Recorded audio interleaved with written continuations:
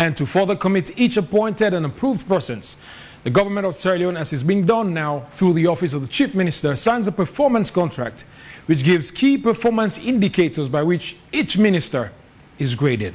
On Friday, State House reported that President Julius Maada Bio presided over the signing of performance contracts by 29 ministers. Today on AYV on Sunday, we'll be looking at why sign a performance contract when the powers to hire and fire resides entirely with the presidency. I'm John Conte, and this is AYV on Sunday. Good evening and welcome back to AYV on Sunday, your most anticipated TV show on Sunday. Now, today we'll be discussing the recent ministerial performance contract signed where President Bio urged delivery on government agenda. You can follow us on DSTV channel 399, Radio 11.7 FM, and on our AYV Sierra Leone Facebook page. Send your thoughts and comments. We'll find time to go through them later on in the program. Don't forget to drop us a comment on WhatsApp on +232-88575742. One more time, +232-88575742. That is if you are in the diaspora. And of course, in country, it's 088575742. One more time, 088575742. Drop us your comments. Here to help me unpack the signing of the performance contract by ministers of government in the studio. I have Andrew Lavalley, is the Executive Director for the Institute for Governance Reform. Andrew, welcome to AYV on Sunday. Yes, good evening viewers and listeners. Also with us in the studio, Marcos Bangura. He is a very known voice. He's the Executive Director of Citizens Forum for Democratic Accountability, C4D. Welcome, Marcos. Thank you for having me. Now, we would get to your comments and thoughts during the show later on. But let me mention that we have just been informed that following the issues happening in the Middle East, the United Nations has summoned an emergency Security Council meeting. It will be held at 8 p.m. and we are told Sierra Leone will be making a statement there to state her position as far as the geopolitical tension in the Middle East is concerned. We'll get to that once we get a feed, but this is AYV on Sunday. As mentioned again, we'll be looking at the performance contract signed by all 29 ministers of government last week, and it was presided over by President Julius Maada Bio. Before we get to a video of that activity, I'd like to welcome the gentlemen again to AYV on Sunday. Andrew, it's been a while since we had you on AYV on Sunday. Definitely. Marcos as well, it's been a while since we had you on AYV on Sunday. Yes, now, what we've introduced is taking a look at what your highlights were, or your highlight is for the past week.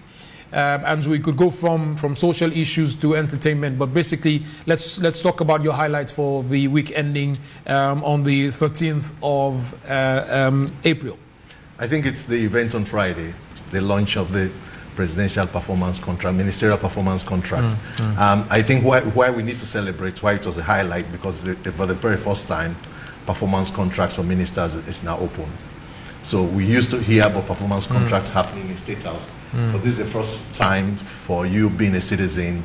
You can have access, if you're a smartphone user, you can have access to just to know what a ministry of interest, be you following gender, following youth. I think it's something that is worthy of special notice, and I would say congratulations to Minister Senge, Chief Minister Senge, for actually spearheading this initiative. Marcos, your highlight or highlights? Yeah, what were they? Yeah, thank you very much. A lot of things really happened over the week, but again, just like Andrew Lavalley put it, I think the incident on Friday is a very important one, considering the fact that signing a performance contract with ministers speaks a lot, it speaks volume.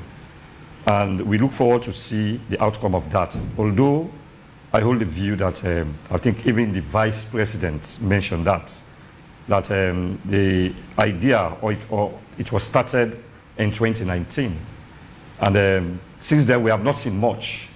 But this one has been made so public that it has attracted the minds and hearts of many Sierra Leoneans.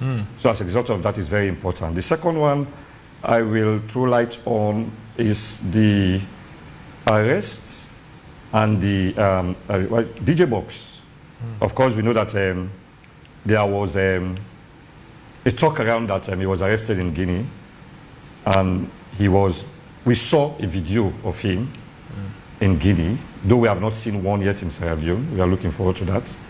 But I think that again is very, very important because it has to do with the state, the security of the state, and all that. So as a result of that, if something of that nature, it has to do with politics, it has to do with governance. So as a result, it is very, very, very important that I dilate on that. Two important issues. Andrew mentioned the fact that this is the first time you're having public access to a contract that is being signed, or contracts that were signed by 20.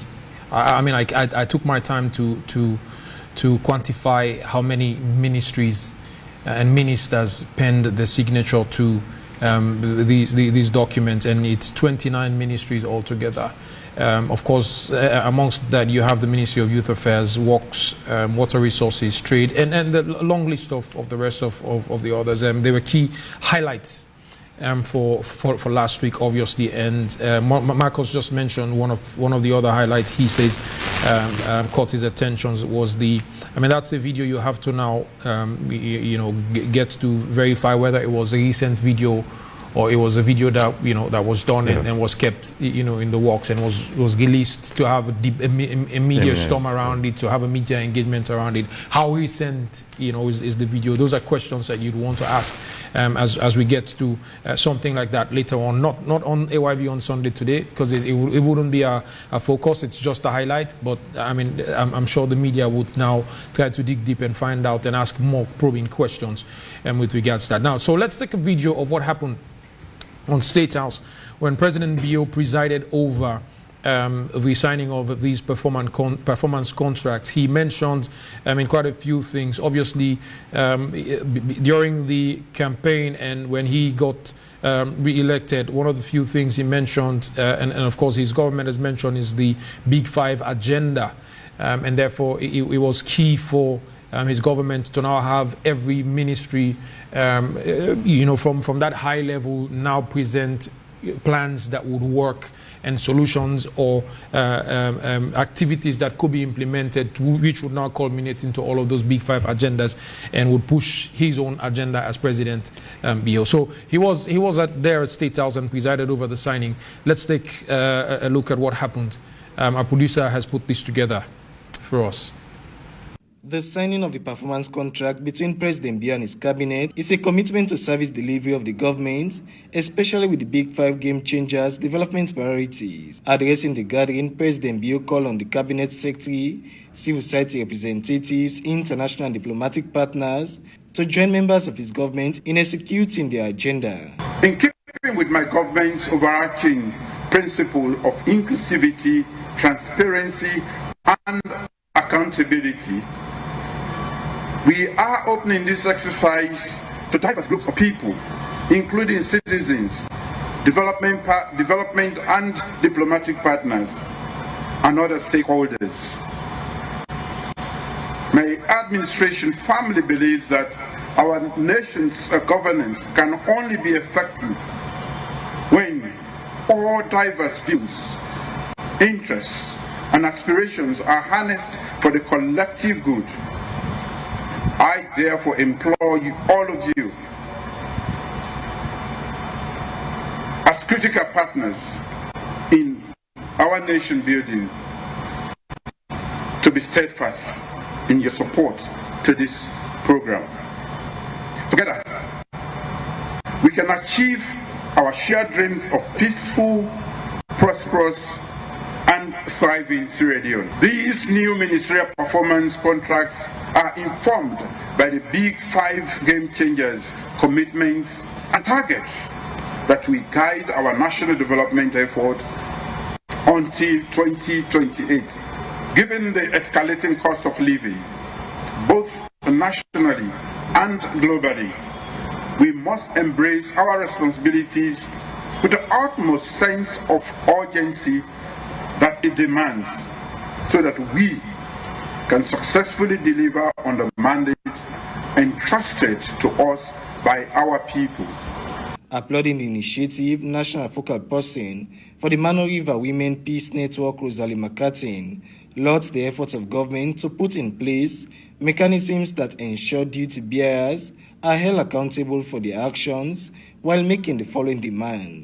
Let me take this opportunity to appeal for more resources to be provided for the popularization, localization, and monitoring of the GWACs, as well as for the upcoming third generation of the Sierra Leone National Action Plan on UN Security Council Resolutions 1325 and 1820 of the UN Security Council on women, peace, and security. We often refer to this action plan as SILMA 3 because we already had 2 generations developed. Our signatories well. May God guide your footsteps and actions. Don't forget to support Women's Forum as we are observing our 30th anniversary this year. The signing of a performance contract by ministers is closely aligned with the government's Big Five changes and the medium-term National Development Plan for 2024-2030 with the aim of enhancing delivery. Ronald Jomorovia, AYV News, Freetown. Many thanks to Ronald for putting that together. Welcome back. We mentioned that President presided over the signing of the contract. And of course, I'm sure a copy was given to each minister there present now. Gentlemen, let me come back to you. Andrew, I'm going to start off with you. You both are working in development. And I know that before you implement a project, it is very important to have your objectives set out clearly. And then you now, from the objectives, you get to set out what your KPIs are, the key performance indicators that you'd be looking at. But let's start off by explaining what is a performance contract for the consumption of our viewership. For some who might not have heard a term like performance contract before, or those who might have heard it but are still not sure of what it really is. Let me start off with you, Andrew. What is a performance contract? Thank you very much. As a student of development, I always believe that development is a journey with a clear starting point and a destination. Mm-hmm. And too often we quarrel over the means of travel. How do we get there? But John, we all want to get clean water. It doesn't matter whether you're a northerner, you're a southerner. We all want to get electricity. We all want our kids to go to school. We all want to live in peace. So there is convergence on what the needs are. So when you talk about performance contracting, normally when we go to the polls, we vote for government.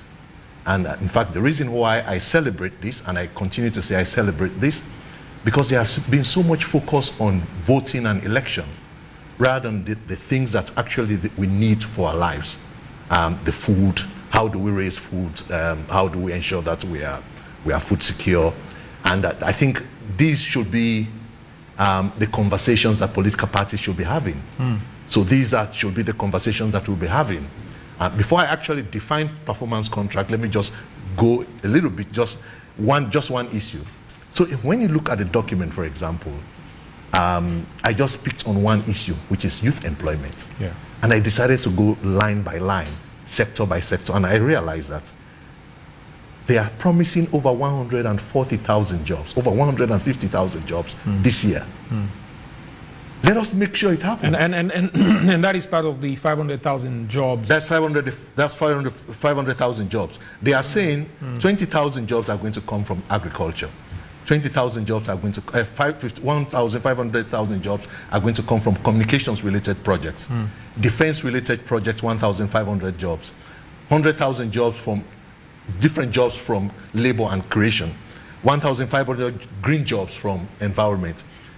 The list goes on. You know why this is important? And you know why I said the very first step we are making towards having open performance-based system is because my child in school now will take that booklet to say, let us count the jobs, Mr. Minister of Development, Minister of, take any ministry, say, aquaculture. Ministry of Marine Resources said you're going to provide 1,500 aquaculture jobs. Where are the aquaculture jobs? Where is the list? Where are the people? So, to your question on performance contract or performance bond, as you may call it, it marks what they call key performance indicators, that will determine the delivery of a particular portfolio. Yeah. So I give you this job and I say, I'm paying your fees as a student. What I need from you as a way of performance, you should have at least a division 2, or you should pass your grades from class 1 to class 2. That is a key performance target for you. So I leave my house and you leave your wife at home, and you give funds for food. A key performance indicator should be I should feed food at home. The kids should be fed. I go to clinic and I pay medical fees. A key performance indicator should be the medical services has to be. So this is why it's important, and too often it has been shrouded in secrecy. We never knew under Kaba, under Kuruma, under Bio's first term. We never knew. I mean, there was talk about performance contracting. Yeah. There has always been talk about performance. They were signed, but they were signed, but we never saw it. You know what caught my attention? There was a moment in 2015 when Sam Sumana was relieved of his duty, and we had one of the advocates for him at that time was the mayor of Kono, Emerson Lamina. We did a service delivery index at IGR.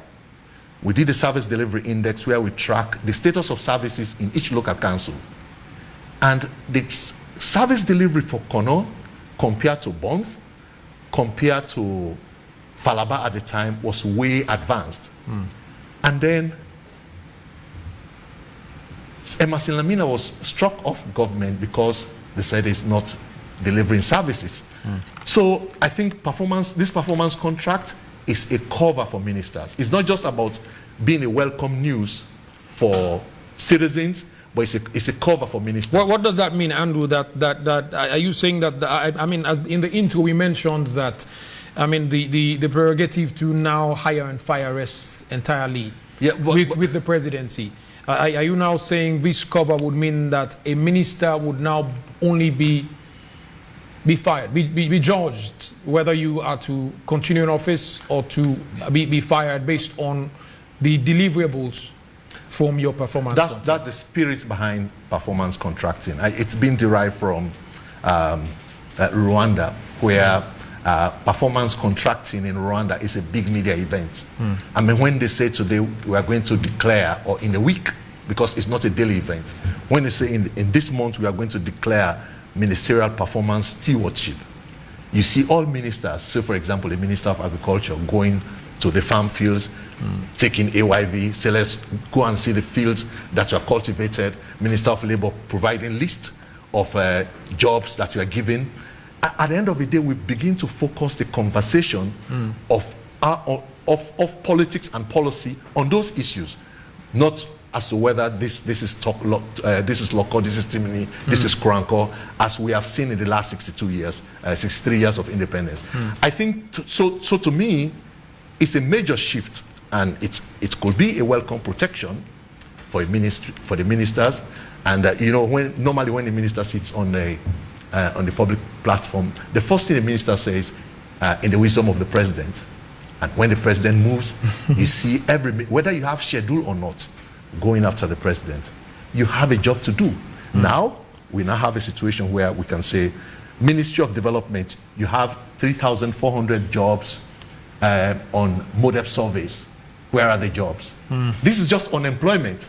So I'm really encourage every Sierra Leonean, go online, access the performance contract. Yeah. On our part at IGR, on the 26th, let me just take this opportunity to make this free publicity on follow-up. On the 26th of this month, we're actually putting all of this online. So you have an open performance-based system, platform, where as a citizen, you will see not only these performance indicators, but all of the promises President Bio made in 2023 elections. And of course, which has been translated. Is it still going to be the biometer? It's going to be the biometer. We are launching a baseline of the biometer on the 26th of this month. All right, and we'll come back to you. Having clearly explained what this entire concept around performance contracting is. He said in other countries it's a huge deal. It's got a huge media event around it. So it's out there in the open for citizens to see, to know, and understand what the individual ministries are doing. Marcos, why is it important to have a performance contract signed with ministers, with individuals who are appointed as ministers of government? Why is it important to have a performance contract signed with them? Yes, of course, having a performance contract with the president and his ministers is very important, because it is a means of evaluation of the performance of ministers. In other words, it's a kind of a measurement, a barometer, if you like, to say that the performance of ministers will be evaluated. And of course, it is no secret that it is new. It is not new, because of the fact that in 2019, I hold the view I had about performance contracts. But this time around, it is probably a little different, in the sense that I am seeing a kind of aroma around it. And probably the previous ones were not made known to us. So we have little or no knowledge about what actually happened. Whether the performance contract that we have signed were actually, or the ministers perform or not, we don't know. But in a generality, I want to categorically say that performance contract is very important. That it will help to boost accountability. That is why I am in strong support of it, in the sense that my organization talks about democratic accountability, holding public officials to account on issues of national interest. So as a result of that, the president coming with a performance contract in which the ministers, I want to believe, voluntarily sign. I want to believe they were not forced. If you want to hold your office, you will sign the performance contract, because it's all about accountability, it's all about transparency. But we not want a situation wherein it will become a kind of a ritual, in the sense that we saw what happened that very day. We saw what happened on Friday when it was signed, and it became a kind of a magnet of attention within the country. And I only view that outside the country as well. But we don't want a situation wherein it will be a kind of a ritual performance or a mere political expression. That is to say that some ministers probably may want to go and put the document on their shelves, and they wait at a time when reporting time. That's the time they. But that would be the biggest mistake That would be the biggest mistake one can make at the moment. So to take a document of this nature that is in public view, public eye, to go place them on your shelf and let it gather dust. I mean, at the end of the day, if you place that document on the shelf, you and the document will be dusted out of. So that is what we want. That is why we are creating that alarm now, right? Because Sierra Leone is a country, we've got a lot of things that have happened. It is not that this one has been signed, but there are certain things that are also binding, irrespective of the fact that they are not signed. You understand? And we've had a lot of them. Government in, government out, right? We've got wherein, for example, in 2018 to 2019, even beyond that, we know that a lot of ministers, when the president called on ministers to embark upon farming, right? A lot of ministers, as a kind of a performance or demonstration of farms, a lot of them said they had farms. You agree with me? So at the end of the day, we did not see the farms. So if we have, the president has made it fit and wise for ministers to actually sign a performance contract, it is but eminent that they make use of it rather than put it right behind their or inside their shelves. Because I want to say that performance contracts in general, can hold ministers to account because they are mindful of the fact that they have been given a kind of responsibility. And the whole thing about governance, participatory governance, it has to do with accountability and responsiveness. Giving them a performance contract means that it is a kind of accountability and also responsiveness, because at the end of the day, they should give that report. But we don't know whether it will be done. We know it is annual, but we don't know whether it's going to be a monthly report, right, or quarterly report.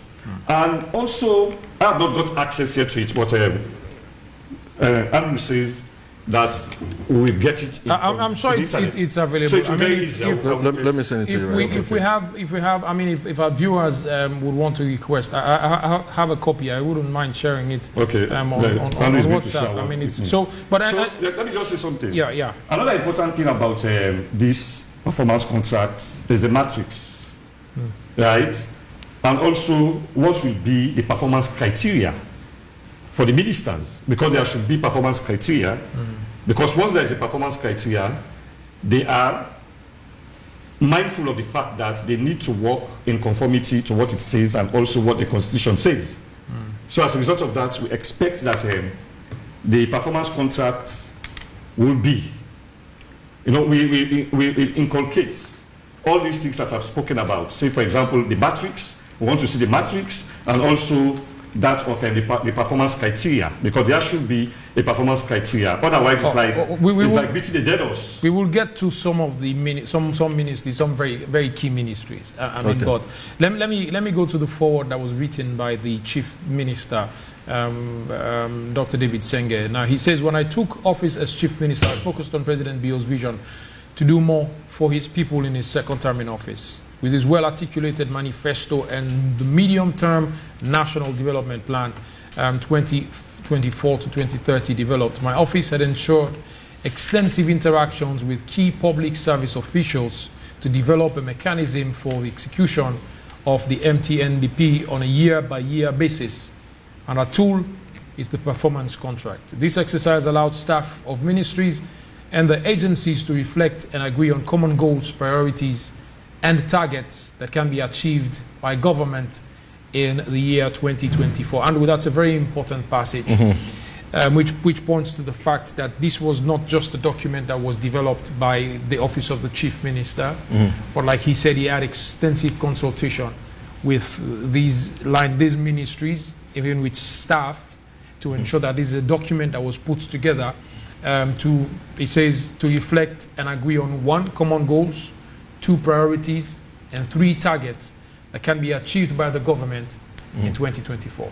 Thank you. Thank you very much. And I continue to say thank you to Minister Stenge for actually taking this bold move.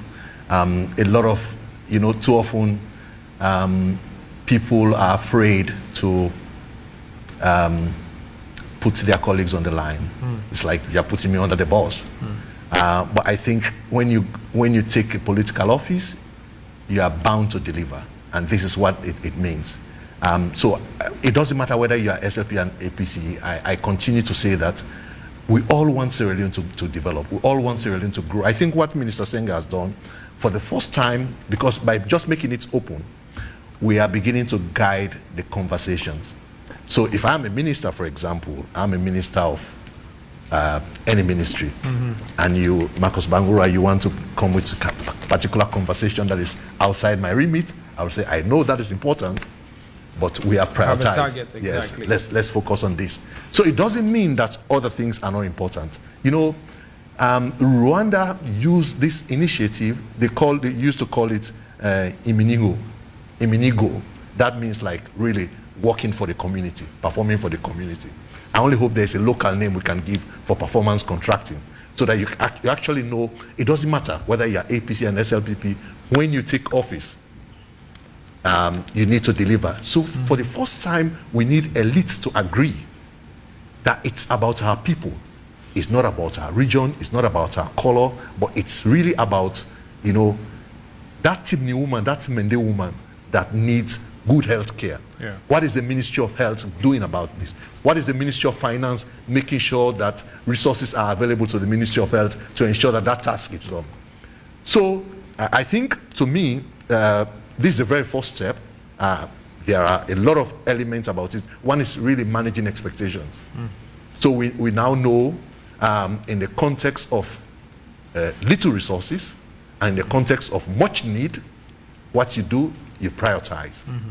So I have seen for the past 10 years, not just 6 years, even under Kuruman, the conversation we've been having, John, on television, on radio, is largely about politics. Yeah.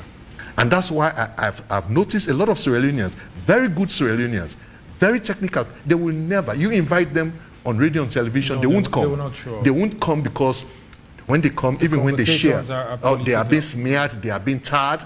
It's only a few of us that will say, it doesn't matter which name I'm being called, I will come up for that conversation. We only hope this creates a new dawn where we say, let's talk about the things that move us forward.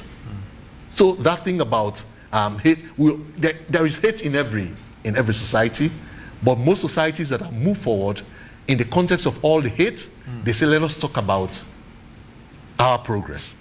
So to me, this is the news that is worth celebrating, but there are clear alarm signals. What are these signals? The alarm signals, one, there is a hope. So if you say 140,000 jobs, the question you ask yourselves, where are you getting the jobs from? So as Marcos said, it should not just be a promise. In fact, this is the worst thing you can do. If you promise these jobs, you don't deliver them. Because a lot of young people now online will be I'll be encouraging them to do what they call job counting. You can actually count the jobs down online, whether they are available or not. So the government has actually put a new layer of pressure on itself by giving this tool to citizens, say, judge us by this. So it begs the question on where is the private sector? Because when you look at the New Direction Manifesto, when you look at the development plan that came with it, because there's a convergence between the New Direction Manifesto and the development plan that emerged out of that. The plan said 70% of the 500,000 jobs are going to be given by the private sector. So we need to ask, where is the private sector? So the Ministry of Trade, all other ministries are going to ensure that there should be a private sector that should generate these jobs. So if you say you want to generate 500,000 jobs, I think it should be a moment to say, let's forget about it, because we have a job to do. So to me, this is a new conversation that we're having. We can have broader conversation of whether this is going to work. What are the foundational conditions that we need to put in place for them to work? But the fact of the matter is, I think it's a giant step to say, let us put it out there, judge me by this. Interesting, judge me by this. Again, to the forward, written by the Chief Minister. A lot of points raised there, Andrew, but let me move over to Marcos. As mentioned, before I get to you, Marcos, as mentioned, at 8 o'clock, Sierra Leone would be addressing the United Nations Security Council, we were told, following the issues happening in the Middle East now. But Marcos, to the forward again, written by the Chief Minister, he says, I think Andrew mentioned that in as much as you have a lot of work going on, there will be ministries who will be working on very interesting project. But the Chief Minister says we have prioritized rigorously, he used that word, to ensure that while each ministry and its agencies will be performing many tasks throughout the year, we share a common vision of the most critical end-of-year output and focus on our efforts accordingly. It therefore points to the long-term outcomes and end-of-year outputs stroke targets laid out in a way that allows for assessment of the performance of all government ministries and their respective agencies throughout the year. So in other words, he's saying, okay, I mean, it might have been happening this way in the past, that we were all heading in the wrong direction, but it's now time for us to focus on what the major targets are, and we look at the outputs and stay aligned until we get to the end of the year. I mean, that is what the Chief Minister is saying here, Marcos. Yes, I think that is well said, as a matter of fact, because the whole rationale behind the signing of the performance contracts is to put ministers on their toes, to ensure that they double their efforts, they stand tall, especially in the area of service delivery, because the whole essence of this is service delivery, effective service delivery. Because one of the reasons why, in fact, Sierra Leone service delivery system has been poor, it is because mechanisms have not been put in place, especially in the area of accountability. Because if individuals or public officials are not held to account on their performances, there is a proclivity that they will show lethargy in what they do. And that will be detrimental to the nation and at the expense of Sierra Leoneans. So that is why I think the minister, chief minister, right, is saying that they should all come on deck. They should work assiduously. They should put hands on deck to achieve the common objective. And that common objective is that results-oriented intuition. That is to say that they should be able to produce results. Because if the results are not produced or they are not provided, then the country will continue to suffer. And we will continue to grumble all over the place. You agree with me that Sierra Leone has been caught in a web of crisis, right?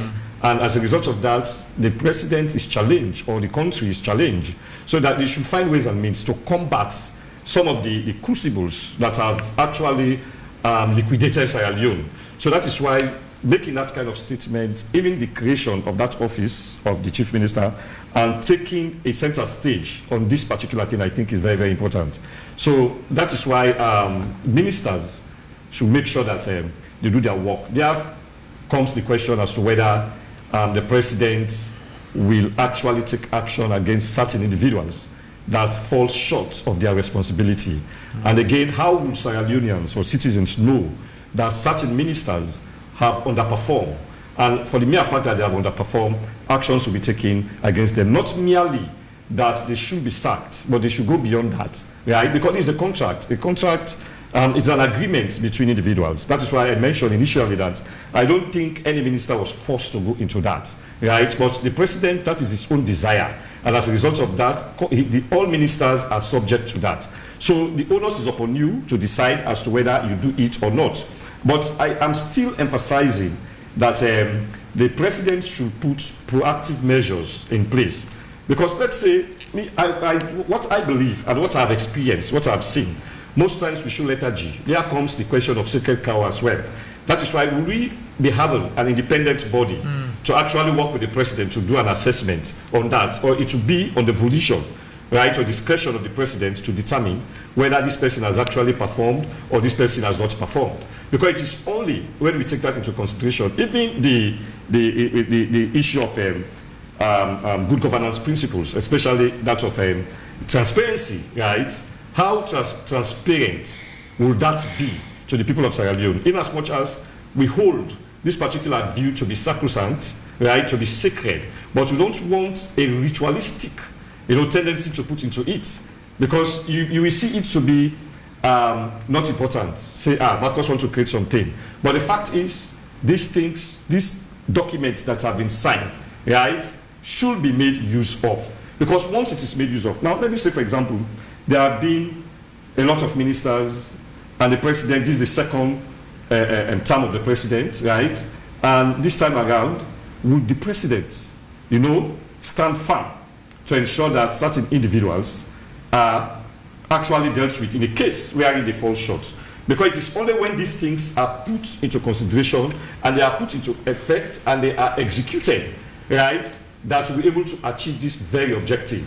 Because if the set criteria are not made known to the public, right, and it's like I mentioned earlier, pouring water on the dog's back. That is why I don't want it to be a mere political expression, right? So, looking at the document, Marcos, I've read through, quite a bit.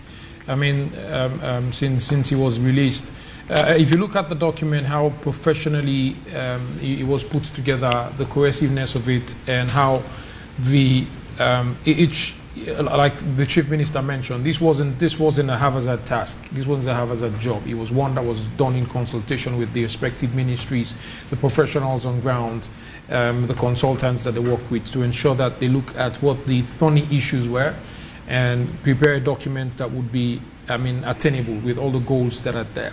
So if you read through clearly, you see some of the project trackers indicating what are you going to measure every action, the key performance indicators, how are you going to track them? What are you going to look for to ensure, for instance, let's go to the Ministry of Energy, for instance. Now it says that as part of the ministry's core functions, the priorities for the current year would be: number one, to reduce electricity distribution and supply agency and distribution and losses, to reduce it from 45% to 40%.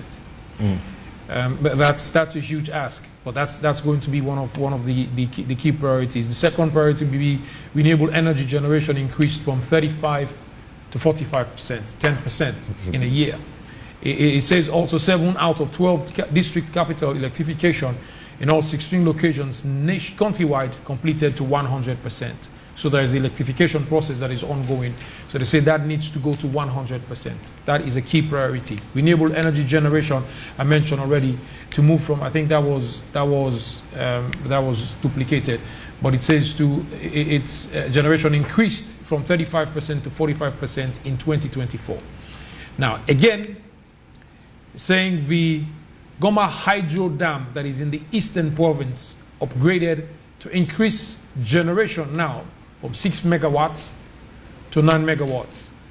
Power importation or transportation from CLSG via Guinea commenced to another 120 megawatts. So these are key all priorities. in 1 year. All in 1 year. These are key priorities all in 1 year. And then there are project trackers, what you would be looking at that are tied to all of these priorities. So part of the trackers would be the energy sector utility reform project at the cost of $90 million. Announcing Sierra Leone Energy Access Project for the cost of $65.7 million. Regional Emergency Solar Power Intervention Project at the cost of $75 million. Plenty money. A lot is being said here about the resources that are going to be put in this. Rehabilitation and extension of Bokenama Distribution System Project for the cost of $46.71 million, almost $47 million. CLSG Electricity Network Interconnection Project, Rural Electrification for the cost of $17.16 million. So you have all the trackers. So the things that I mentioned up there to say they reduce, you have to reduce, they are all tied to, they have individual lines that are pointing to these trackers, how they now fit into. So electrification is mentioned, CLSG is mentioned, and renewable energy is also mentioned here. So Andrew, these documents are all in public viewing. These documents, with all the commitments that are made here, the figures. So as part of also under the management performance target indication, one I think most of the ministries do have it. It's the 12th indicator. It says it is to reduce corruption-related audit queries and implement its recommendation to the level of 80%. Implement ACC corruption prevention strategies to the level of 80% and ensure compliance with procurement procedures and processes to the level of 50%. Now, Andrew, you mentioned earlier that this is something that would increase transparency because now, I mean, your contracts are in the open, in the public. You cannot tell the public that you don't know what's going on. You cannot tell the public. I mean, Ministry of Energy, I mean, is a key concern for every one of us. Andrew, I mean, these are just, we're just glossing over them. We cannot dig or delve deep. Definitely. I mean, because these are 29 ministries, but Ministry of Energy, for instance, Andrew. Definitely. There's quite a lot in there. And I only wish that minister succeeds, and I wish all of them to succeed. I say this because it's difficult to fix a country, especially a country like ours. It's very difficult. What is very easy is really to sit down and criticize. It's very easy. You can go to the market, say, I mean, I did not get electricity today. It's really bad. There is darkness all over. But it's really difficult to say, come to the room, deliver this. And if you get that position, your role is not to give ifs and buts, it's actually to deliver the results. So I think the first question we need to ask on the basis of what you've read on the performance contract for the Ministry of Energy. So you can see there are a few things that are not clearly defined. And moving forward, we actually need to see, as we discuss this document, a lot more publicly. Yeah. So we need, if you talk about baseline, we want to reduce electricity generation from this to this, so you begin to So see the losses, you want to reduce the losses. Yeah, you want to So reduce now, the I mean, loss. those- So you're definitely, so it's good he gave a baseline. So the current baseline is about 40%. So it's 45%. 45%. You want to reduce it now to 40%. So we actually need baseline. Say, for example, if you talk about employment, you need to define what is employment. What do you call a job? So even though it's been a little defined, so we need to, because a young man who will be looking at this document will say, no, I just had jobs for 2 weeks and the contract done. Is that a job? So we actually need to there's need for a lot more conversation.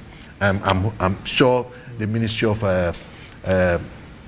Information and Civic Education, we should actually do a roadshow on the performance contract so that citizens really know what they expect to see at the end of the year. So that baseline is needed. We all need to know, if you say you're going to do this, where are we now on this? So if you say you're going to provide 1,500 jobs, where are we now in terms of jobs? So it means you're moving actually from zero. So it means 1,500 new jobs. It doesn't mean jobs are not available. It means 1,500 new jobs. So I think the other issue that we need to tie all of this to, in 2023, during the campaign, President Bio made bold promises. I know he'll be giving performance contract in doses for the next 4 years until the end of his term. So the question you ask yourself, whether all of these doses are going to meet the target that he gave. I mean, clearly. So are we going to achieve 500,000 jobs? Are we going to get this? So then we actually need to address vagueness as we go. So when I say have this clearly defined, I cannot talk about the monies, but it is really it's really startling for you to be mentioning dollars, this project in dollars for a country that uses leones. So the more you announce those figures, the more I understood that Sierra Leone is largely donor driven. Yeah. So we expect other performance contracts for us to actually be getting ownership to say we are going to finance this. So we expect, say, for example, the next maybe after 3-4 years, before the president's tenure expires, you will begin to see that some of this cost actually reduces.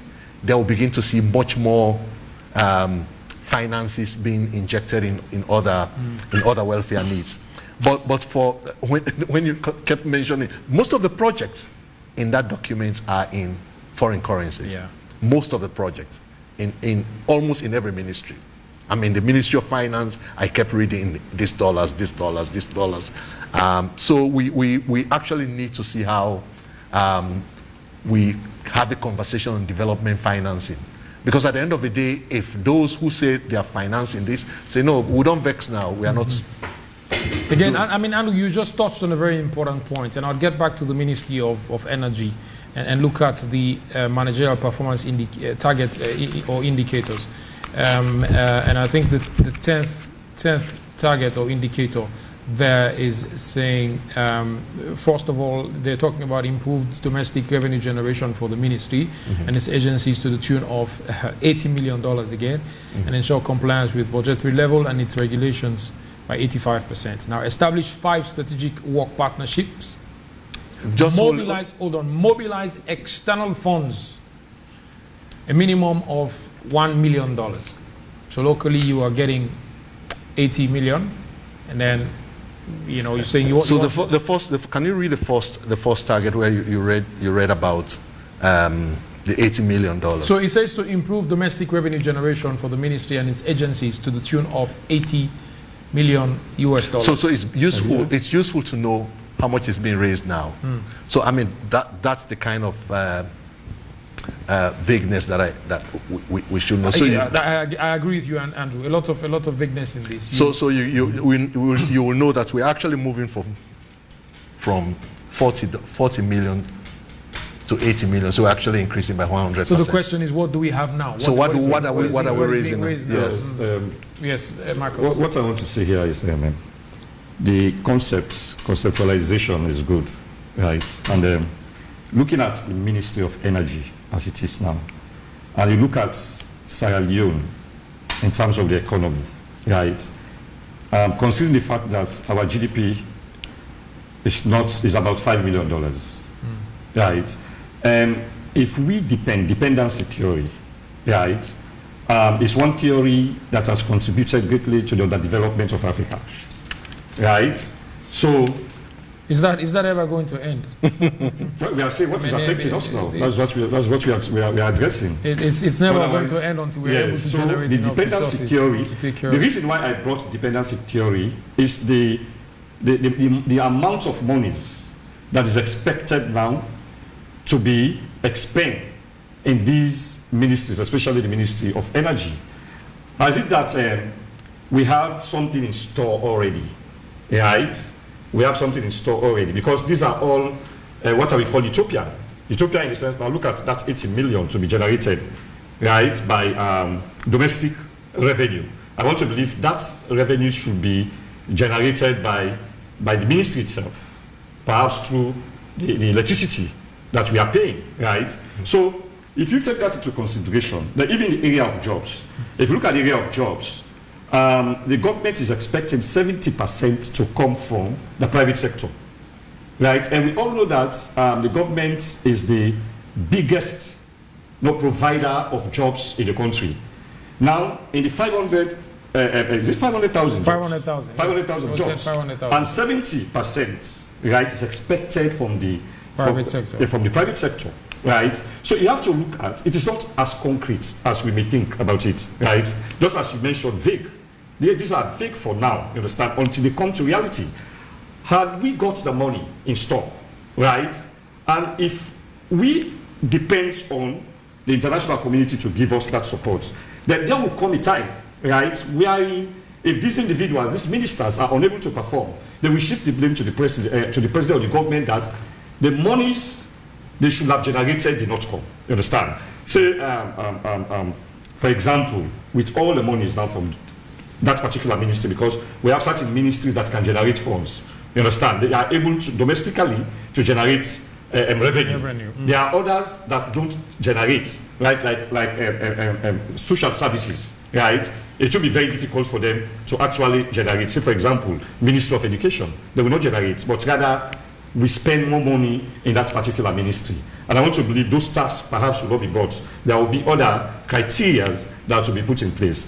But to say that, again, there are times when we talk about subvention, wherein government delay, right, the subvention, right? And if government delays subvention, how do you expect the ministries, right, to have accomplished certain criteria given to them? So it will be very difficult. At the end of the day, we'll come back without, creating that impact. I pray that we are able, these ministries are able to actually generate that money.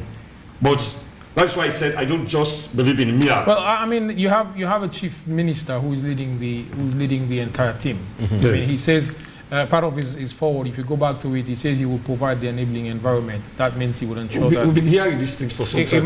That means he's ensuring that resources will be available for that. But and Andrew, let's move on to. I read a bit from the Ministry of Basic and Senior Education. Now it's interesting. It says that I'll read the whole bit and then get to the point and try to break them down. And I would like to take you to the Ministry of Health and Sanitation. Mm-hmm. There are things that would concern everyone, mm-hmm. which we have to see. Now in 2024, that's the Ministry of Basic and Senior Education. It says the Minister, Conrad Saki, signed a performance contract with HE, the President, detailing the specific outcomes to which his ministry will contribute for the long-term development of Sierra Leone. These outcomes include: 1, accelerated and expanded free and quality-based basic and senior secondary education. That's 1. 2, fully verified teachers and schools payrolls. 3, increased enrollment and improvement in performance in public exams. 4, sound education policies to boost functional learning or foundational learning. Now, the specific contributions of the ministry during 2024 are described in the forms of outputs that the ministry aims to achieve by December of this year. A list of the outputs will be tracked by the Office of the President, and it is provided below. This list is not exhaustive. It only represents key outputs that are directly linked to the UN Sustainable Development Goals Midterm National Development Plan, the ministry's core functions and His Excellency's priorities for the current years. He says, 1, access to primary and secondary education expanded through increase in the number of classrooms by 45%. What do we have now? Is there a baseline? If we're increasing to 45%, where are we at the moment in April 2024? Qualified teachers and educators recruited and trained to meet the foundational learning, science, technology, engineering, agriculture, and mathematics, the STEAM needs. Now, educational system well managed through data use, governance, accountability, and parallel skills acquisition and use. Technology in teaching and learning improved through provision of community library, science laboratory, and internet connectivity. So you're saying going back to what used to happen when you had a library, a functional library, you had a lab, science laboratory, and of course now with internet connectivity introduced. Quality educational system promoted through robust school supervision, monitoring, coaching, accountability mechanisms, community ownership, and measurement. Number 6, it says comprehensive safety promoted in schools through case management systems in place for child abuse, gender-based violence, GBV, child safeguarding guidelines, and guardians and counseling. Now, project trackers. Project trackers. Okay, first it says diet to government boarding schools to meet the dietary needs of pupils in government secondary schools. Both school. For the approved cost of 19 billion. Leones. Oh, wow, that's 19 million. Previously 19 billion leons. 19 million 105. No, we're talking about Leones. It means governments of Sierra Leone funded. Governments of Sierra Leone funded. Yes. Kenema School, Jimmy Baba Government School, Maboka Boys School, Matura Girls School, Madina Government School, Koima Government Secondary School. The list is long. Procurement, again, free as a project tracker. Andrew, it says supply of beds and accessories for 7 government boarding home secondary schools for 2019-2020 academic year, lots 3 for the cost of 1 billion. Well, 1 million now, 449 leons. Interesting project trackers and dietary consideration, and then beds provided as well. Interesting trackers. So before going to education, let me just speak a little bit on the conversation we're having on energy. So I think, Marcus, there is no harm in a country going actually to take a loan from another country to develop improved services. So if you actually need it, to me, it's really about how some of these loans are negotiated, how they're contracted to ensure we get value for money. But if we get some financial injection into the energy system, and if that means we are going to consign our energy challenges into history, I think that's fine. And some of these things that we call vague may not necessarily, it doesn't mean that the document itself is vague, but there are certain things that just need clarification, especially because it's quite concise. And sometimes, when you're writing a document... Andrew, forgive me, I'm going to have to pause you there for now. I've just been told that we have a feed from the United Nations. As mentioned, the UN will be holding... that's the Minister of Foreign Affairs, Imran Kanu, speaking there. Let's go directly and get that feed.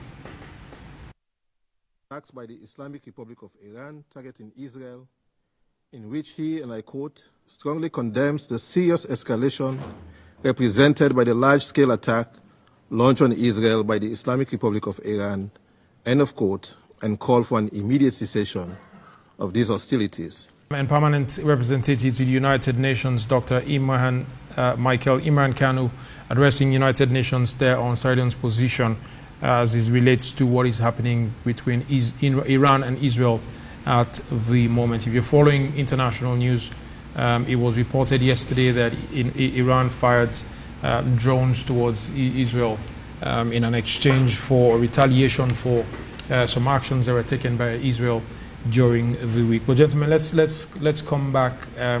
First of all, Andrew, Sierra Leone's position and Sierra Leone's representation, the United Nations Security Council. How significant is that? in the grand scheme of global geopolitics? No, I think it's an opportunity for a country that is actually a fly on the global stage to have a voice in what is happening. What that means, it's as a matter of prestige, it is. Whether that can be converted into material benefits for the country, it's yet to see. I think it's left with students of international relations to take a position on what is happening between Iran and Israel. To be honest, I don't have any position on that. No, absolutely. I wasn't expecting you to have a position. I was just saying, Sierra Leone's representation. Your thoughts on that? Over to you, Marcos, before we come back to looking at the performance contract signed by the government. As a student of international relations, I hold the view that the submission made there represents us properly, because the representative there condemned the action of Iran, right, in firing those missiles into Israel. And the world is governed by law. There is international law. And if you look at the factors that actually culminated to the crisis, it's as a result of the attack made against Israel. And now Iran is doing the same thing. So there is that proclivity for political instability in that area. And once it happens, there is a tendency for it to spread to other areas. And most times we talk about global problems. If we begin to discuss the problem of Sierra Leone, we link it to global issues. For example, the war in Ukraine.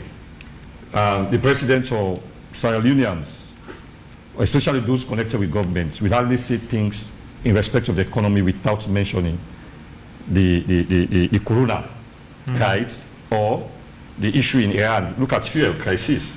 So that is why there is a need for stability within the world. That is why the United Nations itself was established, to ensure that there is no recurrence of what happened in the Second World War, right? Remember that we have faced a lot of crises, but since 1945, the world has been able to actually maintain some amount of peace, irrespective of the fact that there is sometimes crises occur either in certain areas, but it has not captured the world as a whole.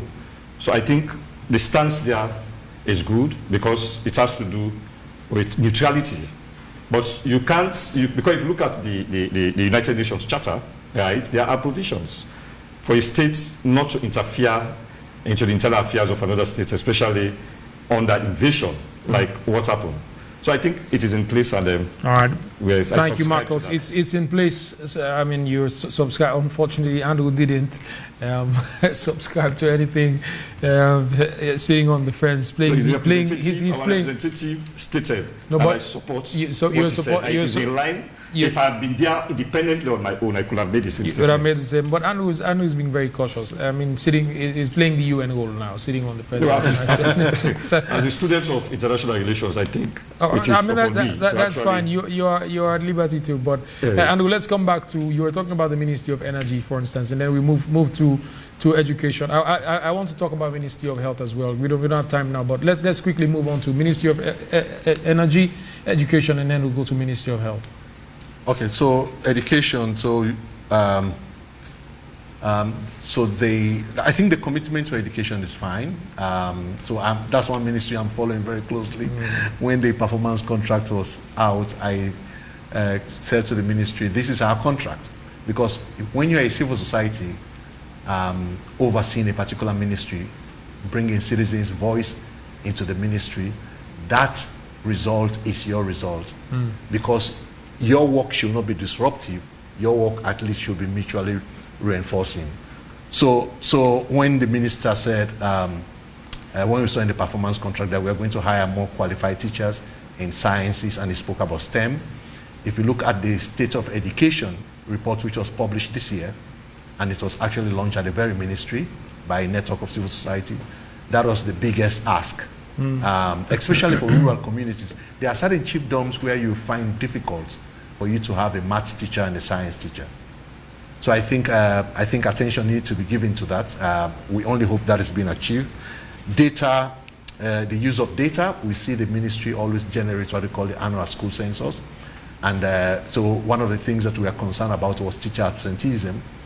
So how do you use data to inform the planning of the school, safeguarding schools? So we saw that there was a massive improvement in the since the introduction of the radical inclusion in school. Of course, Sierra Leone is one country in the world where we have pregnant girls, controversial though it was, going back to school, child mothers going back to school as part of the radical inclusion policy. So when you talk about safeguarding policies, especially for persons with disability, I think it's something that is worthy of special notice. Yeah. So I think what is needed, we definitely will engage with these sectors for greater clarity on some of these indicators, these performance benchmarks, and advise every ministry to see which support do you need from the public, from the media, from civil society, to ensure that your performance targets are being achieved. Because, I mean, as Marcus was saying, it's not useful. I think it will be at anyone's peril for you to convene again on the 12th of April next year to say, no, I did not do this because I had XYZ hindrance. It becomes inexcusable. So I think it's good for you to see how the public, especially civil society and the media, can be mobilized to see how public supports can be given to deliver these results. Yeah, absolutely.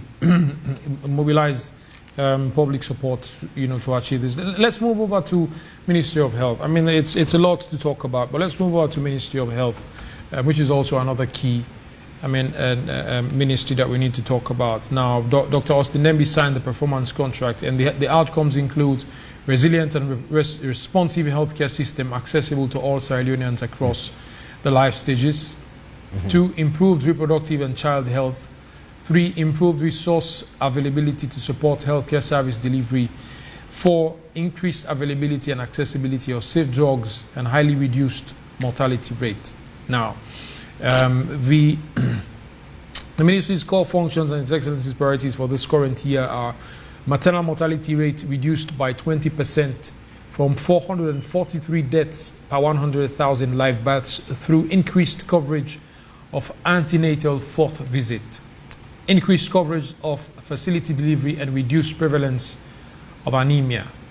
Infant mortality reduced by 25% from 75 deaths per 1,000 live births through increased coverage of Penta 3 vaccination and reduction of malnutrition amongst under 5 children. Life expectancy in Sierra Leone increased from 54. Interesting commitment there. The Ministry of Health is saying we are committing ourselves in 2024 from April, which is the 4th month, to December, which is the 12th month, to increase the life expectancy in Sierra Leone from 54 to 61 years through reduction in the prevalence of malaria cases in Sierra Leone. Increase health workers density from 17 to 25 health workers per 10,000 population through recruitment of additional 5,000 health workers across the country. Review and implementation of the HRH retention policy. So 7 of them. It says construct a national cancer diagnostic and treatment center and 5 regional hospitals. Out-of-pocket expenditure on health reduced from 50.4% to 48% through implementation of Sierra Leone Health Insurance Scheme, SLESHI. How long have we been talking about this? And 1,500 jobs created or facilitated youths through project activities, Health Service Commission recruitment, field surveys, apprenticeship, etc., etc., etc. But then under project trackers, my brothers, rehabilitation of 12 government hospitals. That's a huge ask, and I want to start with that. It starts from Magboroka, Kenema, Connaught, Kabala, Makeni, Kalambo, Gambia, Butloko, Moyamba, Matujong, Koidu government hospitals, and construction of 3 district health medical team offices in Pujong, Karine, Falaba. Anyways, Anu, let me start off with the trackers. Huge commitment. First of all, one of the major interesting. I mean, I don't want to be smiling about it, but it's you want to, because the life expectancy, the minister is saying he wants to make a commitment that it should increase from 54 to 61 years in 2020. You know, when you announce those results, clearly you see that ministry should be at least delivering 1 result every month. Mm-hmm. Because if you say all of these are going to be achieved, it's so there's going to be no rest for the wicked. No anymore. rest. So you see increase in life expectancy. So there's really needs to be some conversation on life expectancy. So it's good. And it was tied. Forgive me, but it was tied to malaria. Yeah, it's tied to malaria because there is a research. So when you look at the U.S. Presidential Malaria Initiative, there's quite a lot of research showing that the biggest killer in Sierra Leone is malaria. So if you reduce malaria mortality, you definitely increase life expectancy. So of course there are many things around increasing life expectancy. So when you look at hunger, malnutrition, food productivity. So basically it was saying that malaria is the big game changer for that increase to be achieved.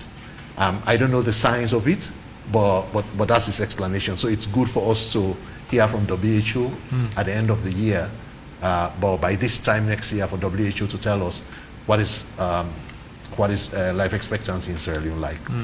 It's good. Infant mortality, maternal mortality, so all reduction in all of that. I think to Austin Demby is one minister that has been doing incredibly well in many facets. So when you look at Sierra Leone's performance on many health indicators, I don't think he's been saying much, but Sierra Leone's performance on many health indicators really it's really giving the turnaround for the country. Of course, drawing largely from the investment made in previous years in the free healthcare initiative until now. So Sierra Leone is actually building health systems. So there is need. You mentioned Slushy, a Sierra Leone social insurance health insurance initiative. Insurance initiative. So that scheme needs to be put in place. We are not going to expect social insurance scheme to come in Sierra Leone this year to start working miracles. But I think there is need for it to be introduced, and I'm happy that it has mentioned cautiously, and to see how you learn in a couple of districts and then see how you can scale it up. What is dangerous is that we have a country where a lot of Sierra Leoneans have now been used to things like called free health care, free education. So by the day we begin to say, let us begin to pay for our health, let us begin to pay for our education, then we'll begin to talk about serious development. So it's good that there is that introduction. So we actually need greater thinking. And this is where I continue to say civil society will be very useful, and the media will be very useful to see how we'll work with such a ministry, the Ministry of Health, to see how we can turn around those outcomes. 5,000 health workers, new health workers to be recruited and deployed. The last time we checked, the health workforce, especially at basic health, they have what they call the basic health package for essential services. The last time we checked, it was about only 23% of essential staffing that we have in our health facilities. So it's good for us to see, by throwing in another 5,000 health workers, what does that mean? And so if it means if we have nurses with assured contracts, what does that mean in terms of turnaround for our health facility? So it's like I say, I often say it's difficult to fix a country. I think what is easy to say is like I went to turn up in a facility and I couldn't get drugs. So So I only hope that they succeed in this. So it is useful to see how in health as well, we actually push the issue of accountability. We've been hearing when we heard about such scandals, say for example, I think that was in 2017, 18, 19, it was the Global Fund scandal. A lot of health workers were were detained, and it made a lot of donors actually become cautious about how can I invest in Sierra Leone's health care. So I think it is useful for us to see, even on the health performance tracker, more accountability indicators rather than just delivery, project delivery indicators, yes. Interesting. Marcos, I don't want you to comment on the Ministry of Health. I want to take you to the Ministry of Sports. Interesting how football appears to be the only sport. As this document this contract is skewed in that direction. I'll read through, the major project trackers, but let me just go through quite a few. Now it says the ministry's core functions, excellencies, priorities for the current year will be review of the National Sport Policy and National Sport Authority Act, NSA Act 2017, upgrade sporting facilities across the country, strengthening the directorate in the Ministry of Sports, support the National Physical Education Program for Sports Development, support to Sports for Development and Peace, SDP Secretariat, 1,000 jobs created for young people through project activities, employer lobby, and advocacy for apprenticeship. Now, so the project trackers, Marcos, project trackers, installation of artificial turf, perimeter fence, floodlights and generator to power floodlights at King Tom Football Academy for the cost of $464,000, a project which has been done already and implemented by FIFA. It's contained in this document. I would like to ask the Ministry of Sport if that was under part of the projects they were looking forward to implement this year. Installation of the artificial turf, perimeter fence, floodlight, 100-seater pavilion, and generator to power floodlights at approved school for the cost of $520,000 United States dollars. Installation of artificial turf, perimeter fence, floodlight, 100-seater pavilion, and generator to power floodlight in Botloko to improve and increase access to quality and secure playing for the cost of $507,000 United States dollars. Installation of artificial turf again, perimeter fence, floodlight, 100-seater pavilion for and generator to power floodlight in Bow Coronation Fields for the cost of $525,000 United States dollars. Floodlight again, installation at Kenema Mini Stadium for the cost of $70,000. Repair of artificial turf in Kono and installation of perimeter fence for the cost of $50,000. SLFA Technical Center upgrade construction. Purchase of 4 Costa buses for the cost of $100,000.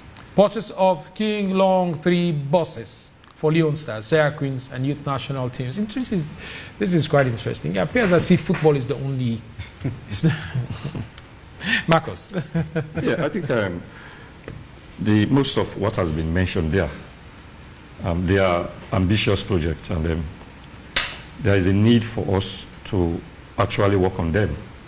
And as you were stating them, I was thinking that if these things are achieved, and I think. Well, the question, I wish I had the direct line to, call the Secretary General, acting Secretary General of the Football Association at the moment, because these are projects that are in the pipeline for the Israeli Football Association. Now, football returns to the Football Academy after the new turf was installed there. Now, Premier League matches, every Premier League match, as long as they're playing in the Western area, they are now being played at the Israeli Football Academy with floodlights and artificial turf. Yes, that's what I said.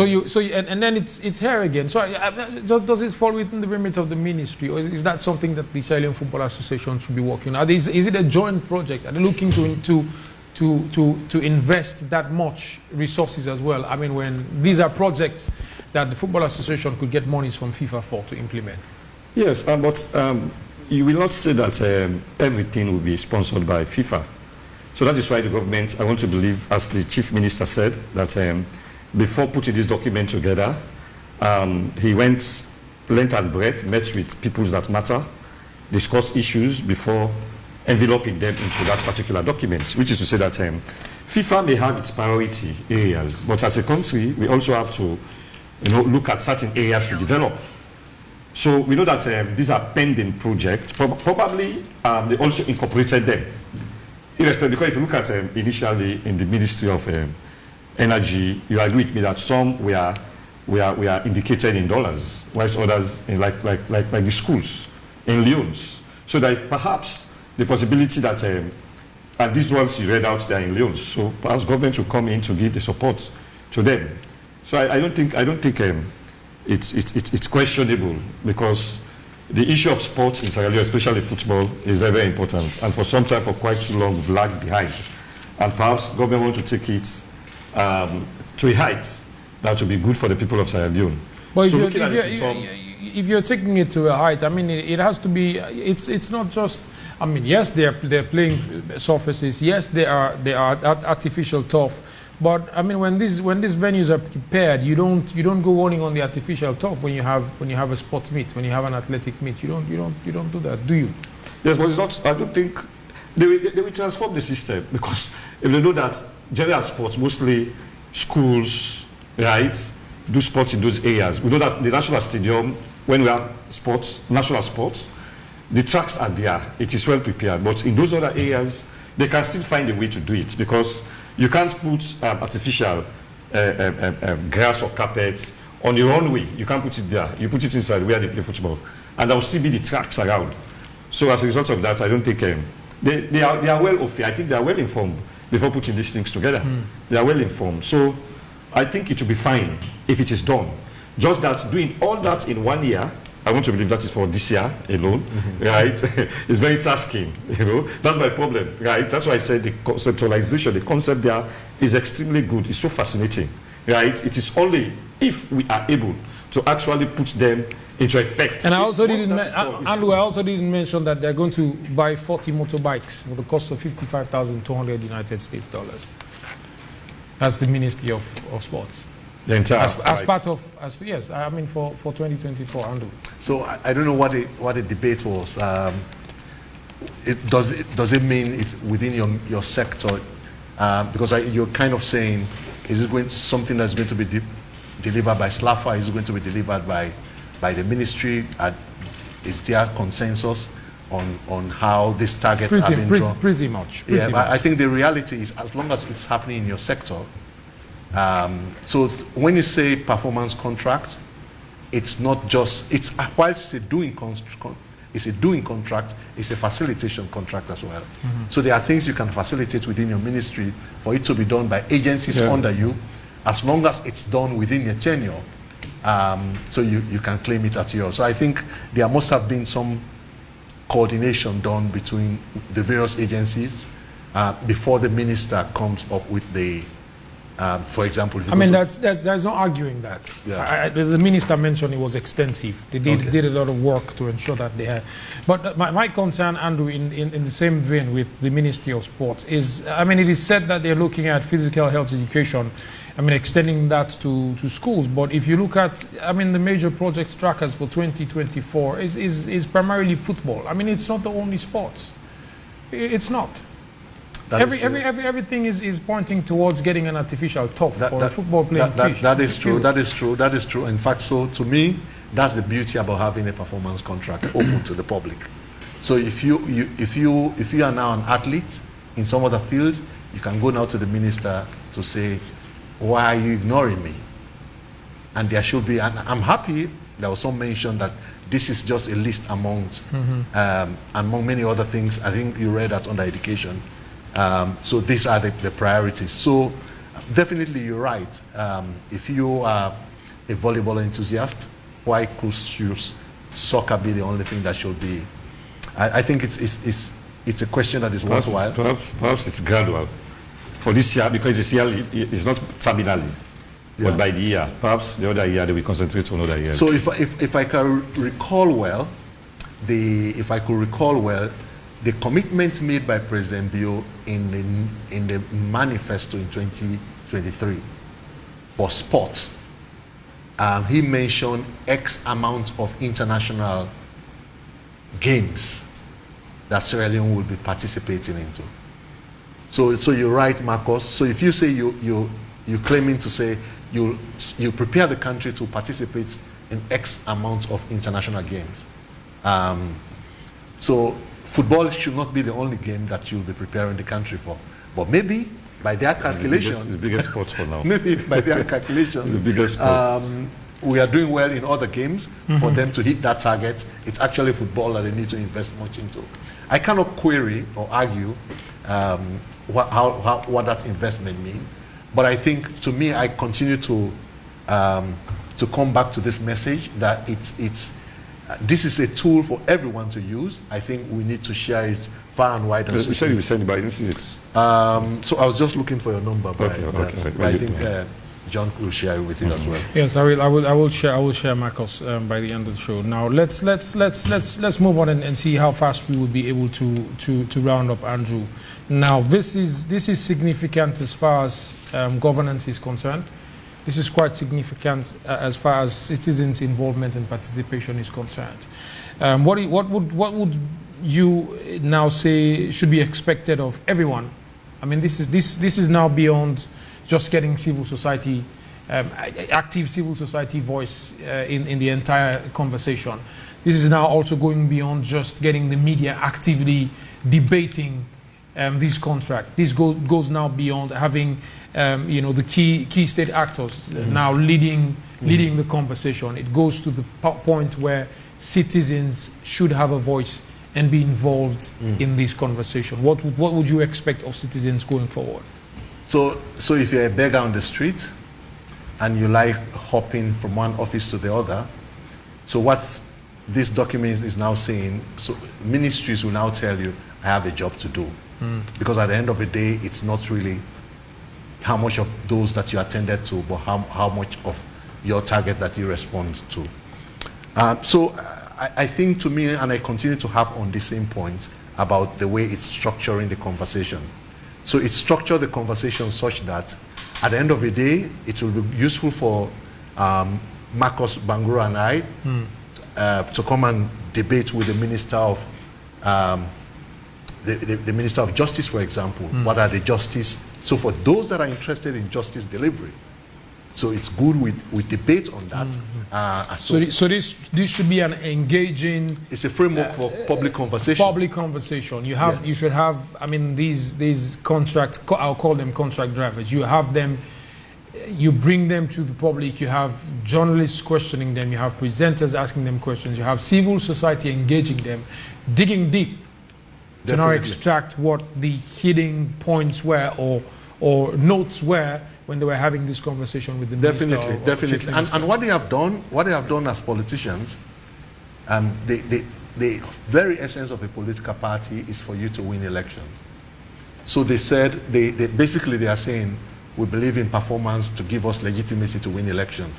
And one of the ways of doing that is to see how the very instrument that voted us in, how we're going to make sure that we are going to cut bite sizes of chunks of work every year to see how we can deliver on that.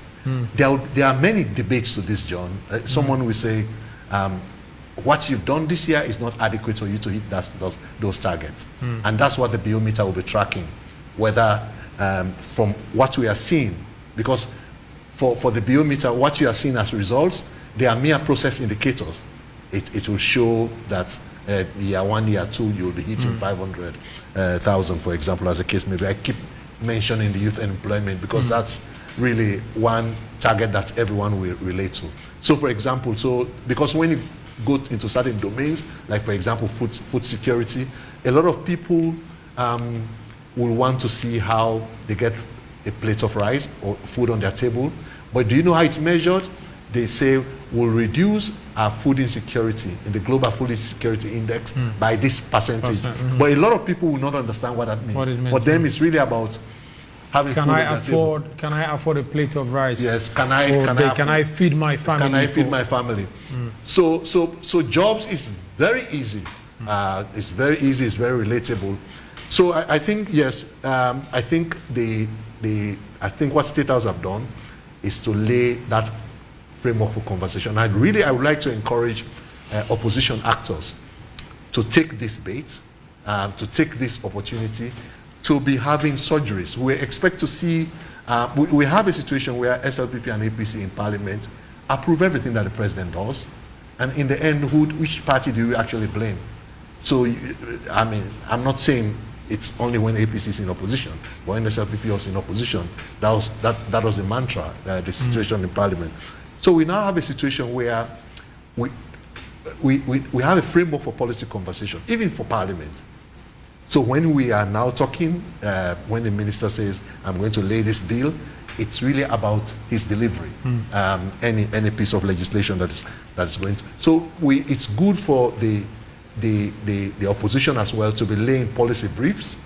Under John Oponjo Benjamin, when he was chairman of SLPP at a point in time, I saw him yesterday. On Friday, I was looking at some of his news briefs when he was making monthly press briefings. So we expect the opposition as well to deepen policy-based conversation. That's the only way we can conquer it. To take some of these documents and then profile alternatives. You know, it doesn't mean that if one regime succeeds, it doesn't mean that they won't get out of power. Yeah. America, they have all the good roads, all the electricity in this world, but it's the quickest country to change the government. So I think it's good for elites to agree on to one thing, to agree that it doesn't matter who is in power, but let us agree that we need to improve our country. On how we elect leaders, I think it's good we consign that into some election period. But for Sierra Leone, every day is an election day.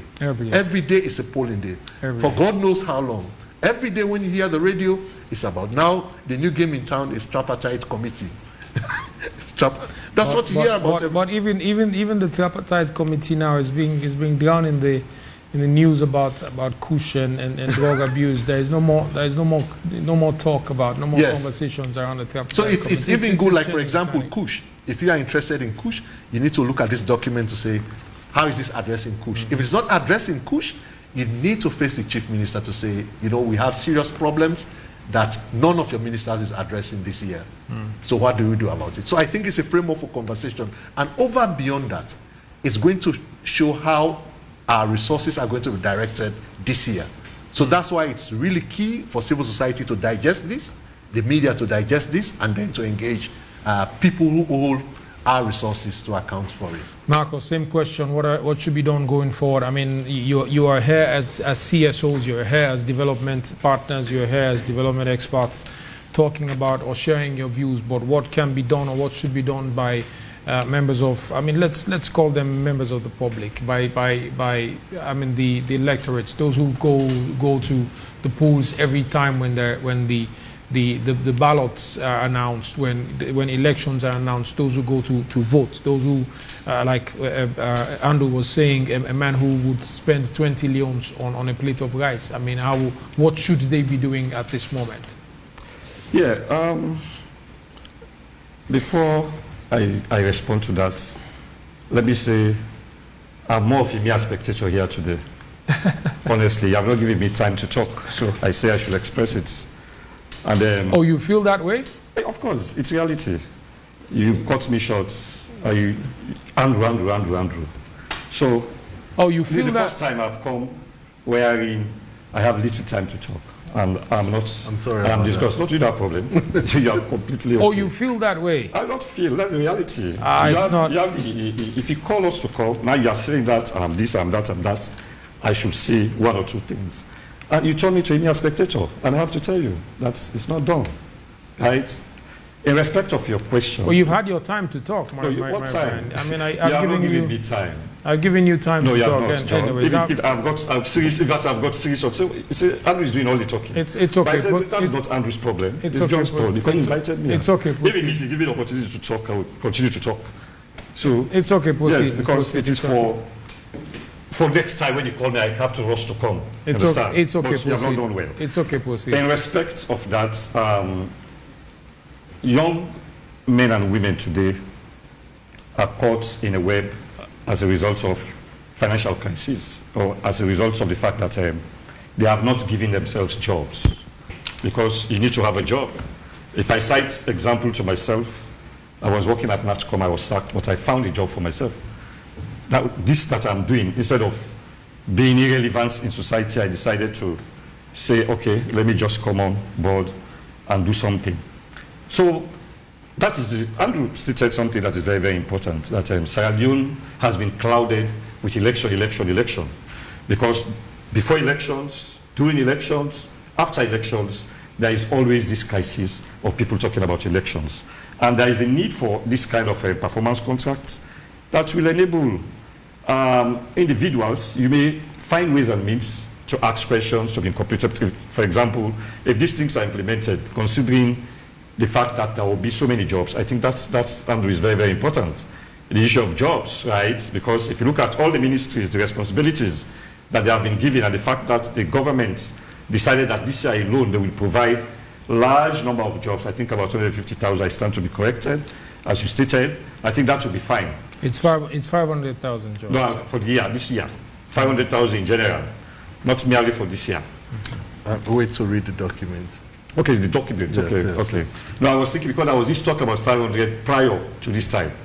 And there was one occasion he mentioned the issue of 450,000. I thought it is for this year alone, for people to get jobs in many areas. But in as much as you've confirmed it, that makes it big, and that makes it fine for Sierra Leoneans. Because imagine the government providing that kind of job. The only catch there is the fact that it is a dependency theory, because the government depends on the private sector to actually provide 70% of those jobs. Right? So as a result of that, we pray that it happens. Because if it happens, a lot of our colleagues will get jobs. Right? And some of us that have decided that we go this way, we continue. Perhaps pressure and other things will be less on us, and that should be fine. Family members and others will be able to get jobs, which is very, very, very, very important. So Sierra Leoneans should turn a new page instead of talking about elections all the time. But again, there are certain factors sometimes that will influence the talking about elections, right? When certain things happen towards elections or after elections, there is a tendency for people, perhaps who are not too engaged, to continue to discuss it. It will happen. It is like, it always happens, whether it is from the APC or the SLP. That's why I said the two political parties have a role to play, because they are the predominant political parties in Sierra Leone. So as a result of that, if they keep the ball rolling in a positive way, then I think we can reach there, the crescendo of achievements. All right, Marcus, thank you very much for that. Gentlemen, thank you very much for the time. I think we will just take a few comments from some of our viewers. I think it's one we have from WhatsApp. Mustafa from the UK saying performance contracts have been signed since the days of ABK and left without the most basic water supply.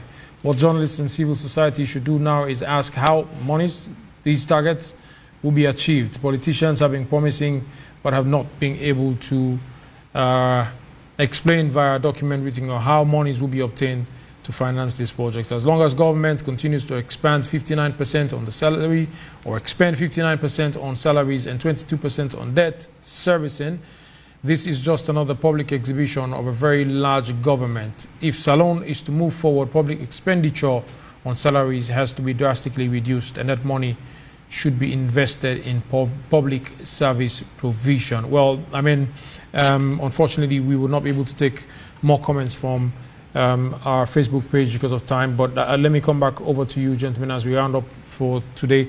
Let's look at what we think the week ahead would be. When I started, we asked about projection.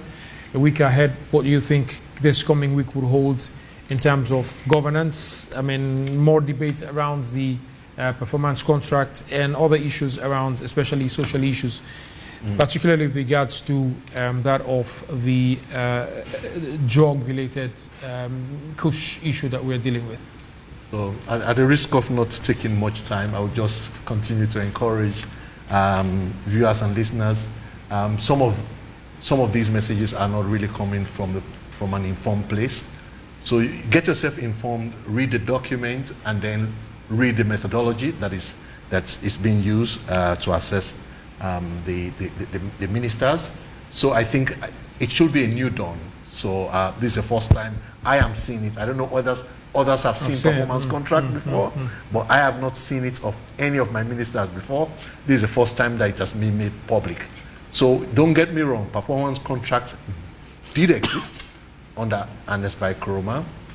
There was a loud talk about it, but whether it was made public for you to spread this contract now on newspapers, on social media. I think this is the first time for us to say, let us take advantage of that and then hold politicians for their commitment that they made. Absolutely. First time. Marcus? Yeah, I think this is an opportunity for Sierra Leoneans to actually assess ministers individually, not merely the governments, and that holistic kind of assessments that people have been doing. But you can now assess a particular ministry or a particular minister, though there is the concept or the idea that it has existed before. But this one has been made very loud. So, public. Yes, not very loud as well, you understand? It's public because 2019, we are told, the president told us about performance contracts. So it's not new. Did you see No, I did not see it. That's why I said this is loud. That one was not loud because we did not see it, you understand? So as a result of that, this is very important. There is an opportunity. Most times, we level criticisms, right? And there is the need for us not to level criticisms vaguely, right? Now we see a particular ministry with evidence, then we assess them. We only hope, after this particular display and the signing of these documents, we only hope their performances will be made known to us, right? Because we know that there are lapses in certain areas and there are developments in certain areas. But even where there are lapses, government officials will tell you that we have worked assiduously in this side, we have made gains there. So as a result of that, we want to see that situation. And there are other areas where government has made developments. It's very easy and simple. You can see it, right? Just like a mirror, say the eye is not itself, but by the reflection of some other thing. So as a result of that, if those performances, when the Ministry of Energy, for example, if I say here that the Ministry of Energy has not been performing, it has received huge amounts of monies from the World Bank through IDA, right, for access to electricity, you will have somebody that will challenge you that the electricity system now is better than before, and a lot of improvement has been made, you understand? So that argument will go on because it's practical, you can see it. It's visibly, you understand, with your own eyes. So as a result of that, we hope it will be made public as well. Assessment and the grading. I don't know whether it should be graded by A1 to F9. You understand? We want to do that as well. So, I mean, we'll do our best to get the Minister of Information and Civic Education to be, on AYV on Sunday, one of these weekends, so that we will talk about how the grading is going to be done, or perhaps the Chief Minister who develops the entire process. Well, that's how we come to the end of AYV on Sunday for today. Up next will be AYV News at 9. Stay tuned. A repeat of this show will come up at 10 on Thursday. Till then, have a great week. It's been AYV on Sunday. I'm John Conte, wishing you a good night.